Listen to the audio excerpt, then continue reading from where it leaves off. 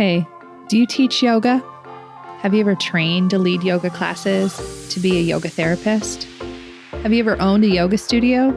Maybe even just wondered what it was like for the women and men up there in front of the room on their mats, leading you through endless Surya Namaskars, down dogs, and pranayamas galore? Well, these are their stories, and mine. I'm Rebecca Sebastian, a 20-year yoga teacher, 10-year yoga therapist, yoga studio owner, and co-founder of a yoga-focused nonprofit. I've done a lot in the yoga world over the last 20 years. Pretty much everything except had a water cooler. You know, a place to share stories, talk about struggles, successes, and find other people who do the same thing that I do. Welcome to Working in Yoga, a podcast and substitute water cooler for yoga folks to connect and build community, to share our unique profession, our challenges, and our journeys with the world.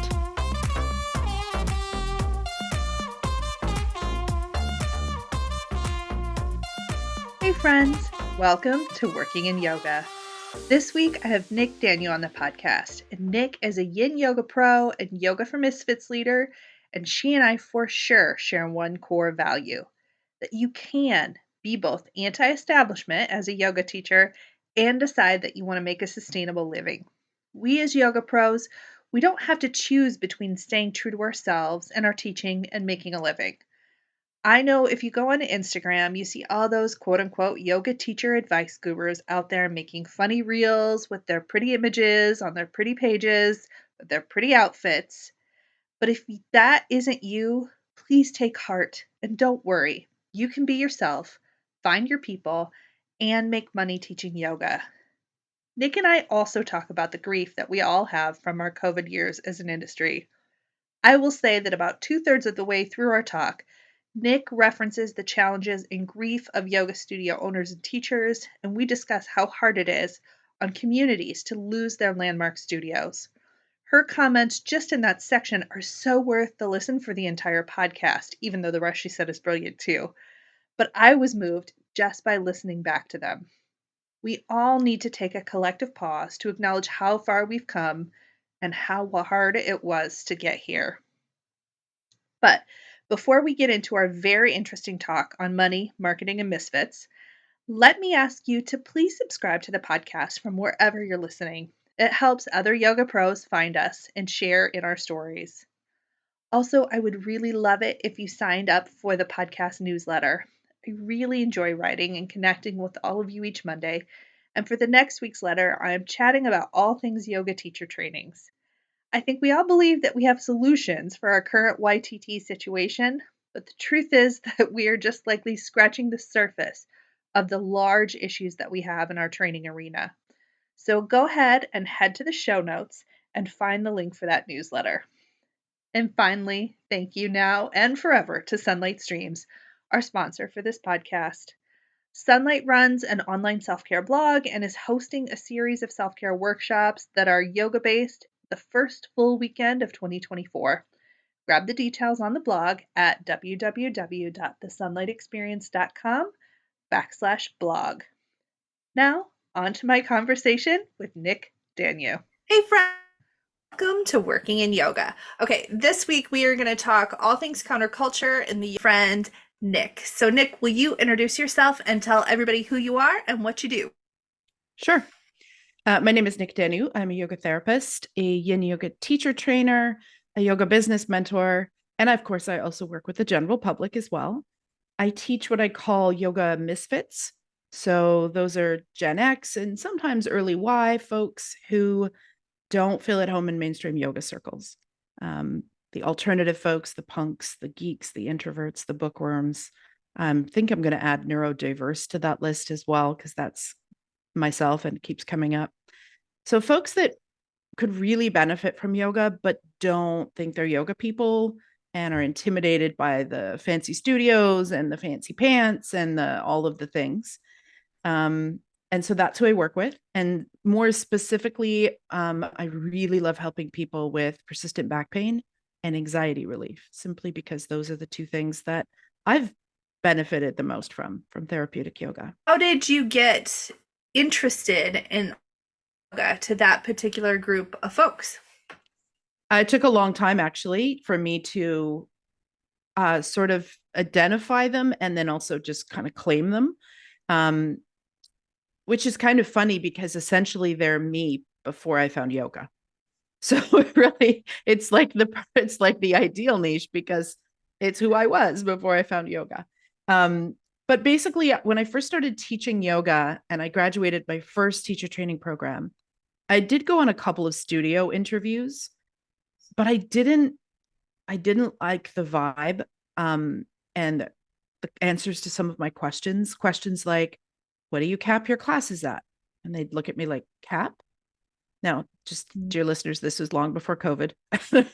um, and I would say things like, okay, so if there's 20 people in the room versus 40, the teacher makes the same amount of money. And they were like, yes. And I was like, that doesn't seem to add up. And so there just wasn't any appeal there. And so my first couple classes were actually at private gyms, kind of like not gyms where you're doing yoga open space. They had like separate rooms that were for the fitness things, and it was all, walled off with the door. And so that's where I started teaching. And then eventually I moved into letting those go. The first one happened by accident because the gym was closing and I had a back pain class there that I was teaching. And I was just like, well, guess I need to fill my Monday 12 o'clock time slot somewhere. And my students were the ones that were like, no, what about our class? And it was downtown. And I was just like, well, where in the world am I going to move this class? So I told them just take the summer off. Let me figure this out. And I just kind of went around and found a church that had space and started using the church. And from then on, about a year later, I had all of my classes run in what I call alternative spaces. You know, community non-for-profit spaces, church basements, and when I say church basements too, I don't want that to be like this dingy kind of old lino. Like these were like gorgeous spaces with beautiful acoustics and great lighting and beautiful old woodwork, like equally beautiful to any studio you could be in. They just weren't 100% yoga spaces. They were mixed space. And that's kind of where I built most of my career. And so for years, I would look at my students when they were in Shavasana and try to figure out what they had in common because it seemed kind of nebulous to me. Um, and then they answered it for me when they just said that, I was taking a summer off to go do more training, and one of the students said, "Can you recommend some videos?" And this is back in the days of Gaiam AM PM yoga, VHS and DVDs that some Yeah, of us had. Yeah. yeah, yeah, yeah.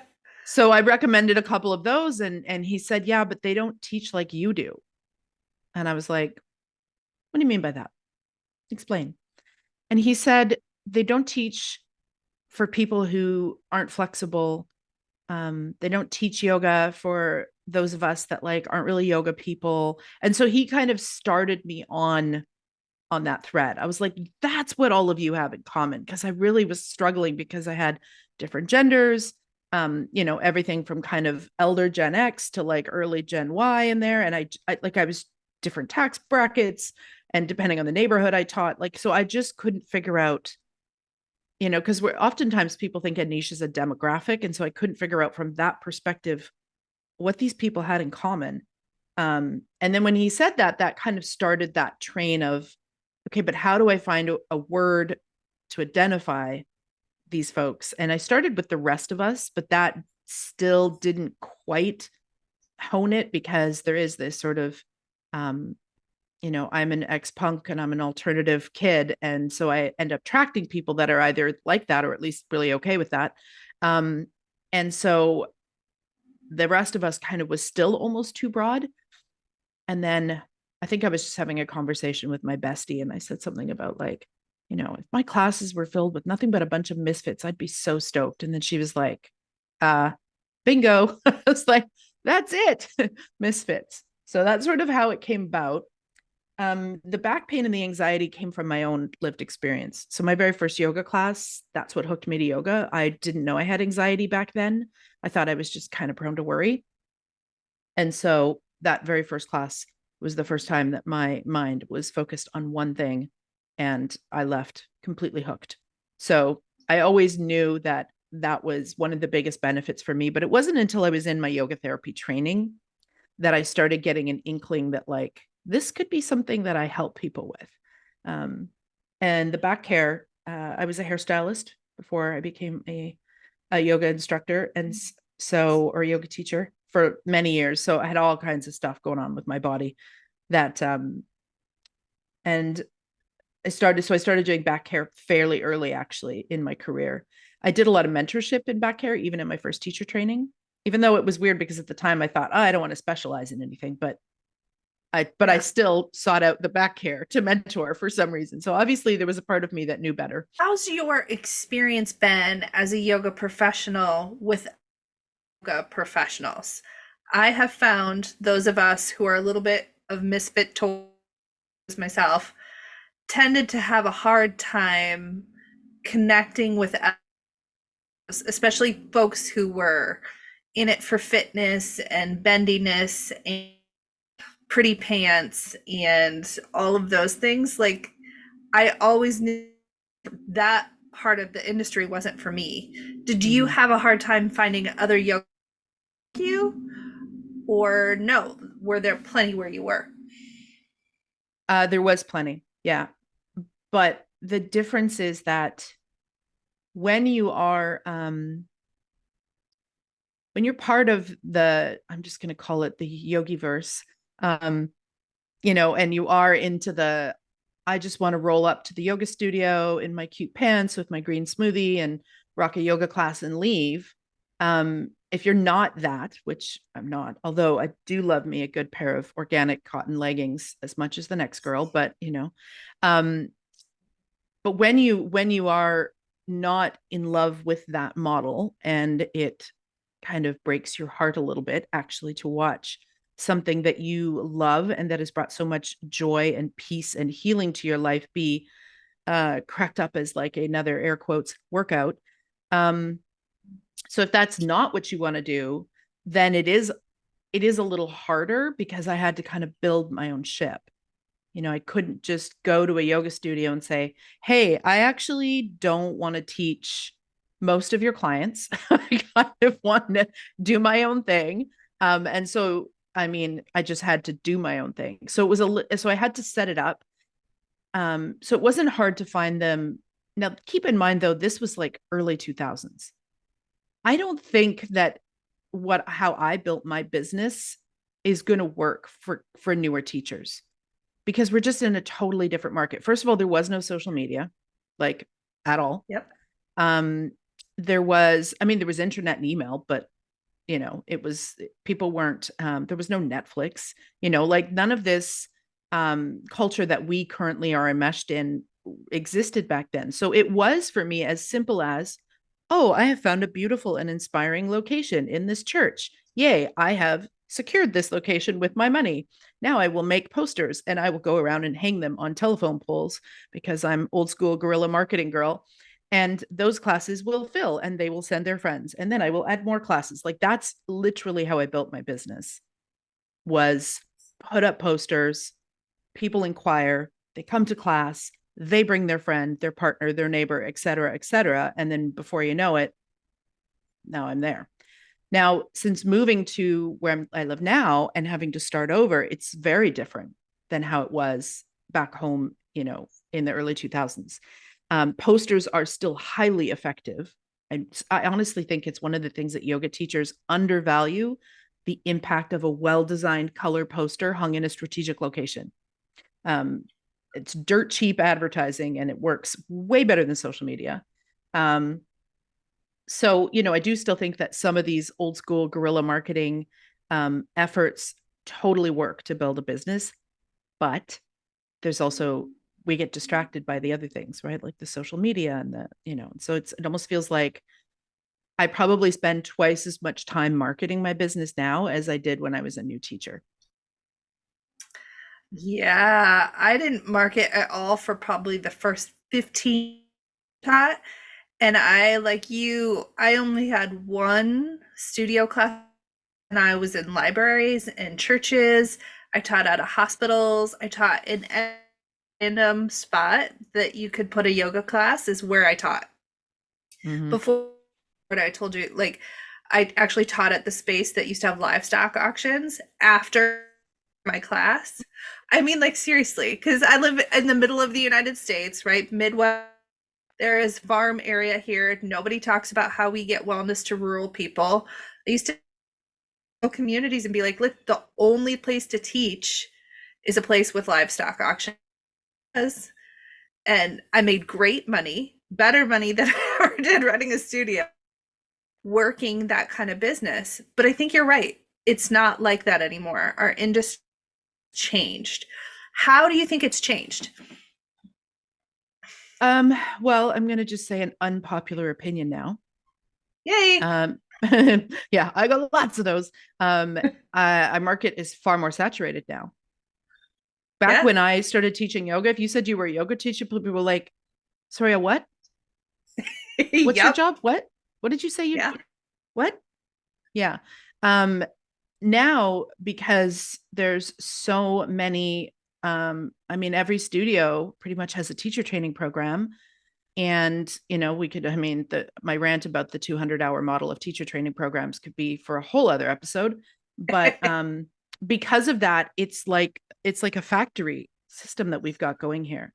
We're getting more and more yoga teachers who are um, just kind of going through these programs and then being tossed out and tossed to the wolves, having no idea much about yoga from that, but also be like, oh, if I want to actually do this as a business, like how, like that wasn't in my training. Like, how do I do this?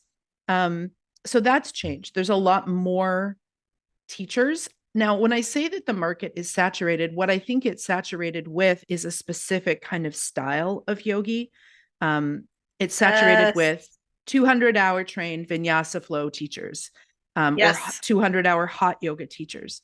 What it's not saturated with is people that have therapeutic leanings or really want to specialize with specific populations. So I do think saying the yoga market is saturated, sometimes people say I'm being pessimistic, but I actually look at that as an opportunity for anybody who wants to really kind of dive into their heart and see, okay, but what do I want to do with this? Who do I want to serve? Where do I want to be? What about this is important to me? And then to kind of go out and do that, Um, but I think unfortunately what the market is saturated with is again 200-hour typically vinyasa or hot teachers who just have this dream in their mind because they've seen some yoga teachers at their studio and they think that that's like some fancy ideal life. They don't actually get a glimpse into a day in the life of a yoga teacher before they sign up for their teacher training. And of course, they often don't tell you that before you sign up for a teacher training because you might not sign up for that teacher training if you knew that, by the way, you're going to graduate and good luck now. Here you go. Yeah. And I also think that it presents an unrealistic goal to a new teacher. Like when I started my first teacher training, it wasn't an Iyengar certification program because we all know that takes like a century, but it was 300 hours, so 200 hours plus 100 hours of mentorship. But every single teacher other than one in that program was Iyengar certified. So although it wasn't technically an Iyengar certification program, that was the lens that the whole program was presented through. And so I saw very clearly that even my senior teacher, who'd been teaching forever, was going back to India every year and learning more. And that there were these levels in their certification, and that it took them years sometimes to get to the next. I can't remember what they are now. Junior, intermediate, whatever they were. Yeah. Yeah. Um, it took years of hard work and dedication and really investing their time and their money into yoga for them to get to that. Whereas now I feel like and I think part of this is on the people running the teacher training program. It's I guess it's technically not lying if it's omission, maybe. I'm not sure. Um, but they're not presented with the truth of it, that like, you're going to graduate, you're going to feel lost, you really should get a mentor, you're not going to be doing this for a living full time right out the gate, this is going to take time. If we look at other industries, doctors, for example, they have to do residency. They don't just graduate medical school and like, bing, there you go.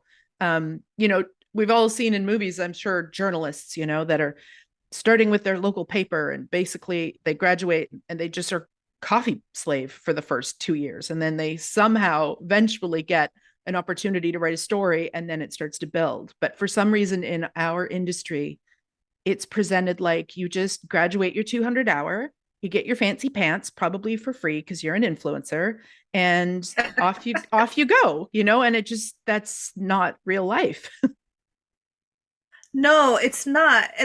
So when I first started teaching, and I was teaching also was teaching 18 classes a week, which is like one of these stories I've told. I was pregnant with my daughter and my water broke, and I met my class to tell them I couldn't teach. And he thinks because you were like, you have to show up or your students don't show up for.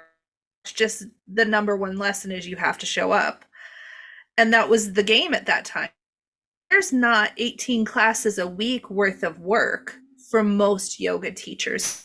Agreed. So that model doesn't work. No. So now what? So now what I find to be a challenge is that the industry is real who came of age when we were working, when to acknowledge we don't exist in that industry anymore. And I'm curious your thoughts about that. Yeah, I mean, even when I graduated, I remember running into the director out and about of my first teacher training program, and he asked me how I was doing, and I said, "Oh, great." I said, I'm teaching full time. I finally let go of my little Joe job, with pun intended, because it was a barista job." And he's like, "Oh, so you're one of the rare miracle people who's actually making a living teaching full time." And I remember thinking, why didn't you tell us that at the beginning of the program? So even back then, most of the people, like you said, that were making a living doing yoga were either had a wealthy spouse who helped to carry Yep. the lack of money that they were making so that they could have a normal, sane amount of classes and actually still afford to go on trainings. Or you had folks like you and I that were like, just add another class. I'll just add another class. I'll add another class Yep. and another class and another class until you go stark raving mad and you hit your first burnout. Um, I say first because apparently I need more than one before I get things. Um, and so I really don't know. Even then, the model was kind of broken, but it's definitely not there now. And especially in my little city where I live. So just off the West Coast, where it's all about coffee and yoga here. But over COVID, due to the shutdowns, which we had repeatedly, because in my province, yoga is situated with fitness, not wellness. So that one simple difference in the law, if we were deemed wellness, we would have been closed once, and then we would have had parameters, of course, but we would have been able to continue, with spacing and masks and sanitizing and all that stuff. But instead, Yeah. because we were fitness, we were closed 5 times. Oh, And we have lost 9 yoga studios in my city, just gone under because they could not take. So the model's been broken for a long time. So now if you're a young yoga teacher and you finished your teacher training maybe just before COVID or finished it online during COVID, and you're literally watching studios just pop, pop, pop, pop, all start to vanish. I mean, it really yes. does, I couldn't teach, I couldn't find 18 classes a week here. And I have over 19 years experience. So definitely not going to happen. We 60% of our studios closed during COVID. It just wasn't enough support for us as an industry in the States. We have, as you're well aware, there's an overarching body that is our trade, that trade organization. And I always say this every time I reference this, Science. You look pretty today. I hope your breakfast was great. Um, Cheers. Um, but they actually didn't side the fitness and wellness world to advocate for relief for yoga students. The letter they could have signed, they opted not to. So I know, yeah. For those of you who are not here, Nick's eyes just got gigantic. They chose to side with URSA, which is our fitness organization, trade organization. And so we got nothing. I mean, I was lucky. I was in one state. I lasted long enough to the end of 2021 where finally money for us. But that was 2 years nearly that I Mhm. had to, we had no support. And that's when those, 60 studios just left. How can you sustain that? I was lucky enough to be a yoga, and I get paid very well as a yoga therapist. My yoga therapy kept us open and kept employed. Um, but if you were hot space, dear God, Mhm. where, Mhm. where you're pumping in, which is the antithesis of what was COVID transmittable, like that was just a nightmare. How could you? Of course. And I think that that's part of the reason that the government here, even despite mass petitions going around, had trouble because it was like, how do they delineate, for example, these would be the policies for a hot studio versus the policies for me, where I teach a therapeutic class Yeah. for island mental health where we don't even stand up, you know? Like it's like the government doesn't have that kind of a nuanced understanding of yoga in order to make these kinds of decisions. And what I think a lot of people don't realize is that a lot of yoga studios are essentially running as a non for profit, just unofficially, meaning Yeah. there ain't no money in the bank. So if they close and now they've got to pay that big overhead and no one's in the building, and some of the studios I taught at, I'll just be honest, dropped the ball when it came to moving stuff online fairly quickly. And even ones where I volunteered and I was like, look, I'm already doing this at another studio. You have that small room. No one is in the building. Let me set up an iPad and let teachers, if they, because some people couldn't do it from their homes because they had kids and were homeschooling and all the other things. I was like, let us get this going. And they just, whether it was their own nervous system or whatever was going on, they just kind of let it slide long enough that people fell off. Another Yep. studio I taught at, she was really good with like, we're getting on Zoom right away, but that a lot of her particular clientele was people that had a lot of, health things and, that they a lot of restorative classes and things like that. And that just they couldn't really do that on Zoom because they don't have 5 bolsters and 20 blankets and all the things. And so instead of just kind of keeping their membership with the studio to keep it alive, they canceled. And then other studios, we did have some loans here, so we didn't really have just like handouts for yoga businesses. That was definitely not a thing. There were some loans that you could take out that you wouldn't have to pay back until later, but then now some of those studios are having to sell because they took out the loan and it kept them afloat, and some of them even moved and did renovations and things. But now it's like, okay, but are the numbers there to support the bare bones running of your studio, which was already challenging, and now these loan repayments? So that's why we've seen, I think, some of them closed right away, and then some of them have closed even, in this last year, because I think just when those loan payments came in, it was like, we're done. Yeah. I think that's something we're not acknowledging enough. It is still hard out there. It is not like we had some giant economic recovery. I do think there is a desire to see more yoga that is less wellness or less fitness, wellness. I enjoy that shift, that we're shifting away from beach body to mental health supporting yoga. Like that is great for my business because we've been forever. It's still hard out there. It's still yoga's an extra that a lot of expendable cash for unless you're Mm-hmm. marketing to the very wealthy. Mm-hmm. It's a hard road still. Mm-hmm. And that's what some of the reason why I've set my business model up in the way that I have, even pre-COVID. So my classes are run on a sliding scale, and I also have one scholarship spot for each class. And so that if there is somebody, now there has to be some parameters around that because I have had people take advantage of that scholarship spot.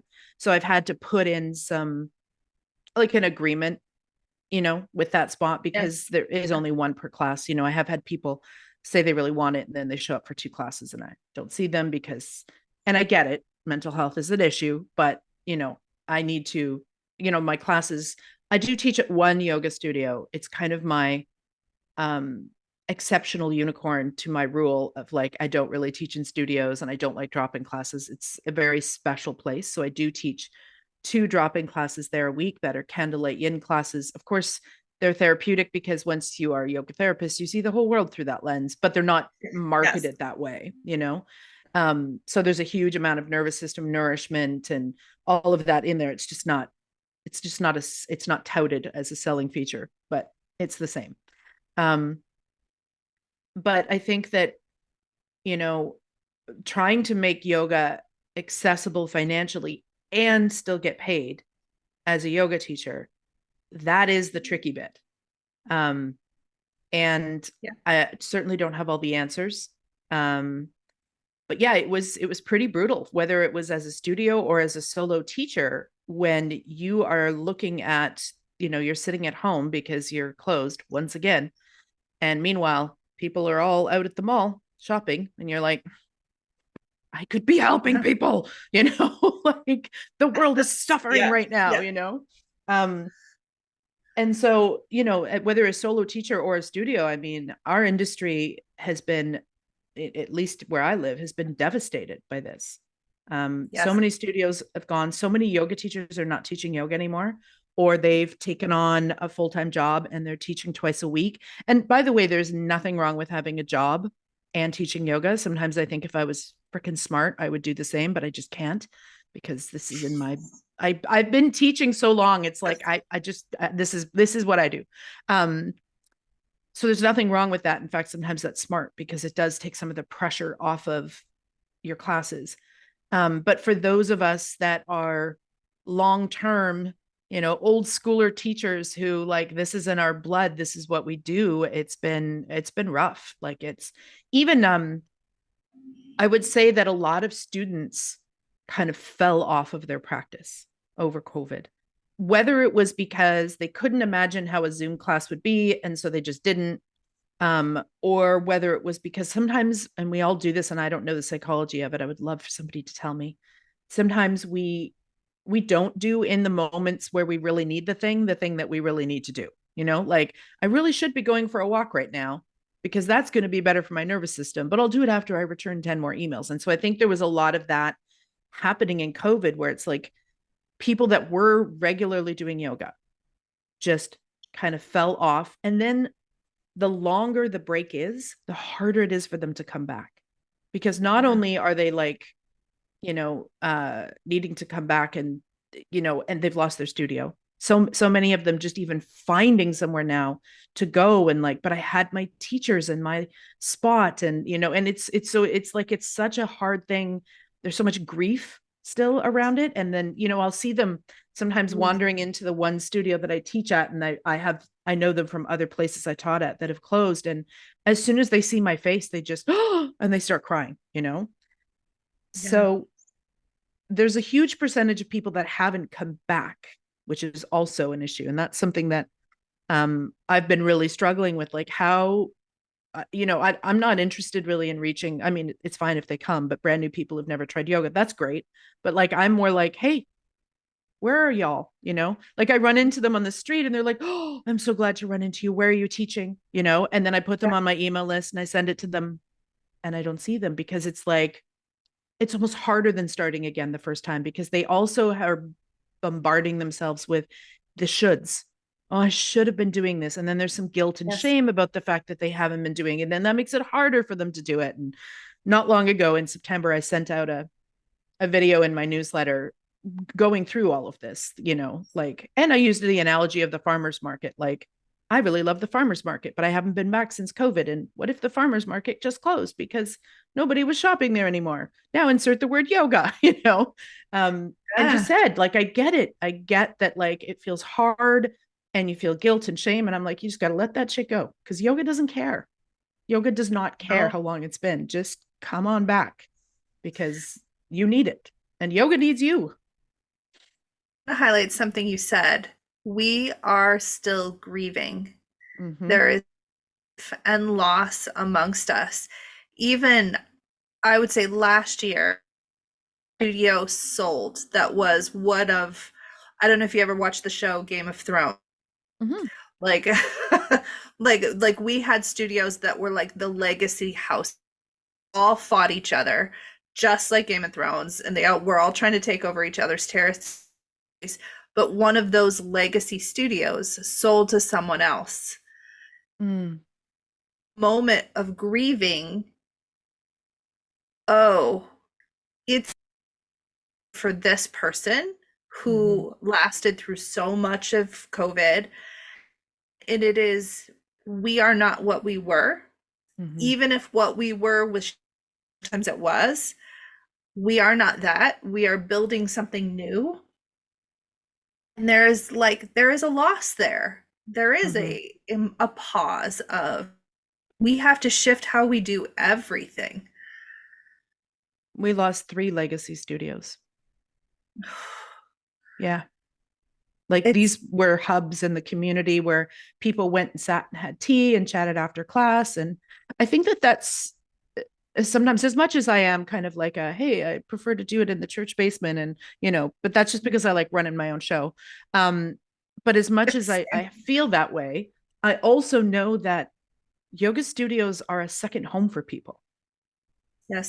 They have their home, they have their work, which probably isn't really their home, and then they have their yoga space where they go and they see their teachers and they see the same people, from week to week. And so they're grieving the loss of their practice, they're grieving the loss of their teachers, they're grieving the loss of their second home and that community, and they're doing all of that while their nervous systems are being ravaged by constant and ever-changing information about a virus that could kill you. Like, my God, if we're not, I mean, I'm amazed any of us are standing. It's true. Honestly, like, it's like, how did we even do this? Like, I don't know. There's actually a social Robert Putnam who wrote a book about referencing what's called the third. And it used to be that people had three places in their lives: home, work, and church. Mm, In church, you were in a bar. And so yoga studios have become a third place for mm-hmm, so many people where you can find connection and community and a space for you to, pour your energy into. And people lost that third place, teachers and students alike. That was a loss. mm-hmm, Still kind of reeling from it, I think. mm-hmm, mm-hmm. Yeah. It's, I mean, and I think, as the teachers, but then I also think about the owners. Like, I can't imagine Yeah. being a studio owner because there is so much blood, sweat, and tears and more tears that go into running a So much. business like that, and then to have it be, I mean, I know that it feels like to them it's been taken from them, because they, I mean, and I even remember at one point just saying to somebody that, and then the financial anxiety, whether you were an independent teacher or a studio owner, like, I remember saying to somebody that, like, this is the first time in my life that my ability to earn has been controlled by a force outside of myself. That has never happened to me before. If I was a little slow, I mean, when I was a hairstylist and I started building, I had a side job. When I quit doing hair and became a yoga teacher and graduated my program, I had a little side job while I was building. And we couldn't even do side jobs, a lot of us. I mean, I do know yoga teachers or yoga teachers who did um quit teaching and go work in grocery stores or do organic farming or house cleaning or God knows what, right, to make ends Yeah. meet. But also there wasn't a ton. It's not like coffee shops and stuff were hiring. They were closed. Or if they were open, it was like you go in, you get your thing, you leave. So yeah, it was a really stressful time. And I think, like you said, I think all of us collectively as yoga professionals, whether you're a studio owner and or a teacher, need to just take a pause and really acknowledge, like, holy crap, what did we just get through? Yeah, it's hard. Where do we go from here? How do we rebuild? And how do we rebuild in a way that doesn't strip us all the way that the industry did before? Because Mm-hmm. there was more for us. The cost for a lot of us, emotional, for the broken hearts of graduating those teacher training programs where nobody told you you couldn't make a living out there, and going, I was lied to by my Mm-hmm. sacred teacher. Mm-hmm. Special kind of heartbreak. Mm-hmm. Where do we go forward? Well, maybe I'll speak to the kind of the new teacher first. Um, First of all, be patient. I know that you weren't told this, but even before COVID, um, that life that you were sold was not going to happen. So if you have a day job, keep it and slowly really start to build your yoga business from a place of your heart. Um, I'm a big lover of specializing because I think it gives especially new teachers um, a way to kind of carve out a business for themselves and to really help people that in a way that like really lights them up. Because let's face it, when we were teaching 18 classes a week, there was classes there we didn't love, that we were just You like, know it. it's like, right. Ugh, what was the one I saw? Strength and something or other one. I was like, oh, really? Like, I don't like chaturanga. It's like, why am I teaching this class? But we had to do that. So I think be patient. I'm sorry that you weren't told that you were probably going to have to spend somewhere between 5 and 8 years to do this as a livelihood. But that is, I think, the reality of the situation. Um, and so, if you have financial support at home and you can do this part time, or if you can get another job, like do that so that you can really build this in a smart, strategic, but yet super heartfelt way. Um, so I would say that for the new teachers, and for those of us veterans that have survived, just give yourself a pat on the back. Hug Just your give your neighbor. Yes, yeah, give yourself a pat on the back. And again, I think again I'm going to just harbor on the niching thing, because I really do think that it is the smartest and the most impactful way for a solo yoga teacher to make a difference in the world and also to feed themselves, because those shouldn't be separate, right? You should be able to feed yourself, chuck some money in the bank, eat organic when possible, and help people and save the world. Maybe I'm naive, but I've been doing it. Yeah, me too. Other than this latest glitch that we've had, over the last few years. So I think specializing is helpful, you know, niching, finding out who you really feel the strongly pulled to serve. And and I also want to say that's really hard to do. Like when I work with teachers, the hardest thing that we do and the thing that takes the longest is figuring out your niche. Who do you want to serve? What do you help them with? But once you do, everything else gets a little easier because you don't feel so scattered. What content do I create? What do I, it's like, we can just feel like there's so much shiny object syndrome as yoga teachers now. So much. And it's I what I see with a lot of shiny object syndrome and a lot of avoidance, difficulty of getting better at a skill. Mm-hmm. You just have to do it better at it. You have to teach. While there was absolutely those classes we didn't love teaching, make me a better teacher. Hell yeah, they did. Every class of two people taught meant that I could walk into another room and answer the call of the people in, because Mm-hmm. you have to teach to people if there's only two of them there. Mm-hmm. And it And sucks and you got to do it. yeah, and I would also say too on that note, being overly attached to your class plan is Yeah. something that happens with new teachers. I know it happened with me. I remember the days so clearly where I forgot this is before iPads and iPhones, y'all. That's how long ago it was. My little piece of paper where I had printed it out and put it in a little clear sleevey thing. And, Yeah. you know, I had forgotten it at home. And I remember sitting at the front of the room about 15 minutes before class started and panicking. But that was the best thing that ever happened to me. So now I don't do plans. I have a recipe that I like to call it a recipe because I can add and subtract ingredients based on what's in front of me and what the needs of the group are. And I do a check-in each class with people just to, a little how are you? We do it as a group. They always have the right to pass, but just your name and how you're doing. And that informs what I take in and what I add and what I move around. Um, so as a brand new teacher, you just need to teach, right? As you just said, like you may teach things that you don't like. That's good because now yeah, when I specialize, not that, not that, Yeah. and it helps you learn. So if you really are struggling with, because I find that some new teachers really are struggling with niching because they literally don't have enough experience in front of people.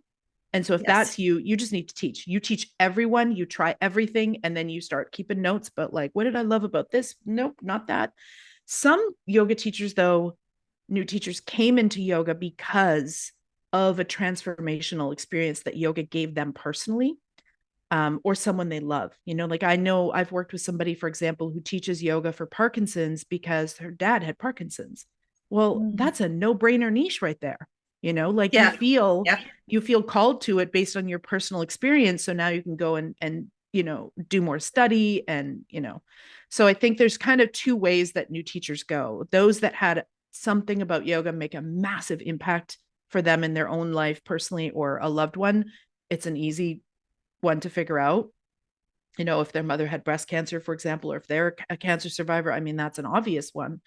Um, but if you're not sure, just teach and be patient because Yes.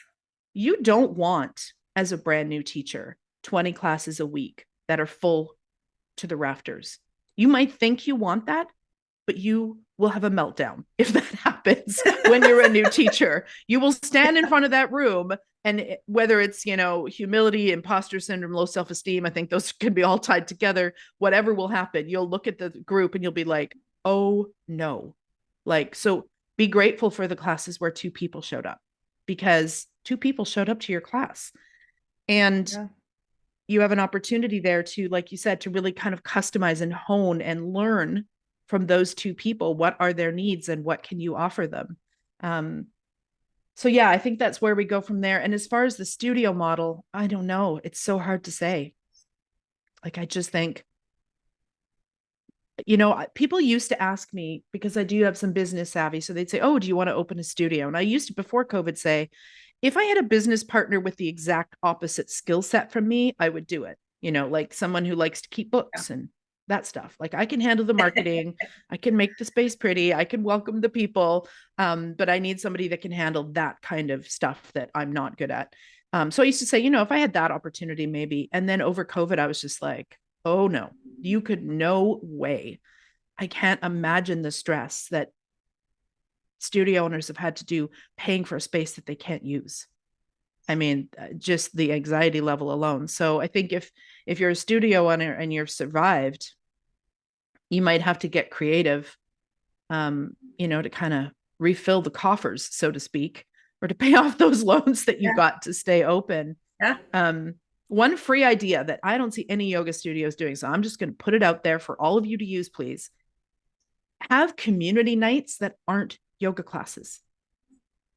Oh, they're the best. Like have a potluck, get a yoga documentary that you can all watch together, popcorn. Like, we always think of things like Kirtan, and yes, those are great, but like have events where someone could maybe bring their aunt who doesn't do yoga because you're going to watch this documentary, or, we need community even more now. So I would say get really creative with having, classes that are maybe outside of the box, or events in your space that are outside of the box. Maybe partnering with non-for-profits so that they're also promoting your studio. You really got to get creative, but I think that there's ways to do it. Yeah, both those things. I do partner with nonprofits because that's how I do service. So I don't do sliding. I build service into my business model. So for every 10, I have one available member spot for folks who are coming from space. Also, this year, everybody should steal this.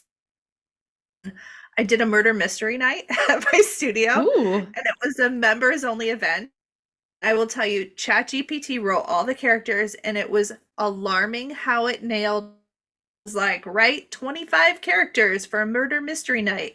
Give us one sentence on what they wear. And I was like, oh my God, we're all here. Former cops, military, sweet level people, the dude who quit his job to be a surfer, they were all like, I was like, whoa. But it was so much fun. Mm-hmm. And that perspective, those people will never leave. They all had such a good time. They will have to move anymore. I mean, they might. I'm not going to say never, never, but they're very dedicated to friends now. Mm-hmm. You're absolutely right. Also, studio owners, ask your teachers if there's a particular group or population that they really feel called to serve that they're not serving. Yeah. Because the reason that we think there's not enough yoga studios or not enough yoga students out there is because we keep teaching the same ones.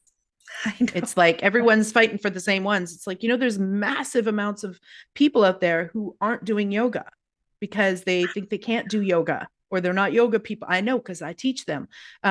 So, ask each of your teachers, hey, we'd like to start supporting our community to a larger scale. Is there a group or a population that you really feel called to serve, that you want to offer, whether it's a workshop or a small registered series to, so that you're bringing people into your space that that wouldn't have come. And I would say the same thing for teachers. It's a little bit harder if you're a solo teacher to do that, but you know partner up with people in your community, even if it's just other healthcare practitioners, and offer rent a space and do a small registered series to bring people into being exposed to yoga that aren't at this point.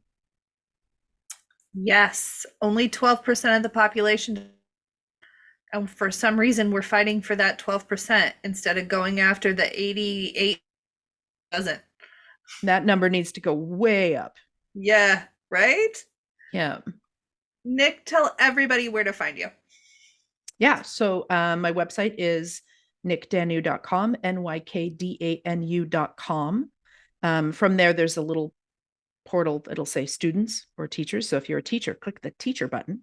And from there, I have some, stuff to help you with your business. I also teach yin yoga teacher trainings that are therapeutic.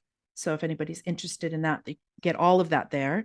I'm at the time of this recording, I may be back on by the time it goes out live. I'm on a small social media detox. I do that for a month, a couple times a year, but I am on Instagram as well, just at Nyk Danu Yoga. And I've recently just started a podcast. It's like a baby little podcast, and it's called a yin yoga podcast. It's super, super Yay! niche. Yeah. So if you like yin yoga and you like podcasts, or you want to learn more about yin, you can just find that everywhere that you listen to your podcasts. It's called a yin yoga podcast. Thank you so much for joining me on the podcast, Nyk. Here are our key takeaways. Yoga has a long history, especially in the late 90s and early 2000s, of having classes in alternative spaces like those that Nyk hosts. Church basements, back rooms of cafes, attics, parks, we started yoga in those spaces. It wasn't really until the mid teens that yoga moved as an industry solidly into the yoga studio spaces that we see today. Next, guerrilla marketing does still work. Nyk mentions this, and I do it too. I love a good poster or flyer for local events.